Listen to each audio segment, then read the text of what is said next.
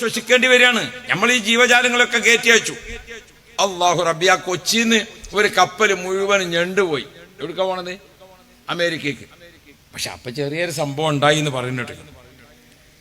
എന്താ വെച്ചാല്, കൊച്ചിന്ന് ഞണ്ടിന്റെ കപ്പൽ പുറപ്പെടാൻ സമയത്ത് അവസാനത്തെ പരിശോധന നടത്തുമ്പോൾ ഒരു വലിയ ഭരണി നിറച്ച് ഞണ്ടുണ്ട്. പക്ഷെ അതിന് മൂടിയില്ല, മൂടി കാണാനില്ല. അപ്പം മെയിൻ മാനേജറോട് പണിക്കാർ പറഞ്ഞു, സാർ നമ്മളെ കപ്പൽ പോകാൻ നിൽക്കട്ടെ, ഇവിടെ ഒരു ഭരണി നിറയെ ഞണ്ടുണ്ട്, പക്ഷെ അതില് മൂടില്ല.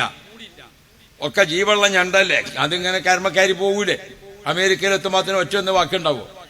അപ്പൊ അത് പോയി പറഞ്ഞപ്പോൾ മാനേജർ ചോദിച്ചു, അതിന്റെ സ്റ്റിക്കറും നോക്കി തമിഴ്നാടിൻ്റെതാണോ അത് കർണാടകത്തിൻ്റെതാണോ കേരളത്തിൻ്റെതാണോ ഏതാ നോക്കിയെന്നാണ്.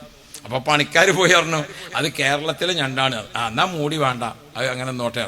അപ്പൊ അത് എന്തേന്ന് ചോദിച്ചു. അത് ഒരു നെണ്ട് ഇങ്ങനെ മേലോട്ട് വരുമ്പോൾ മറ്റേ കീപ്പോട്ട് പിടിച്ച് വലിച്ചു. അതുകൊണ്ട് ആരും പൊന്താനാക്കൂല കേരളക്കാരാണ്.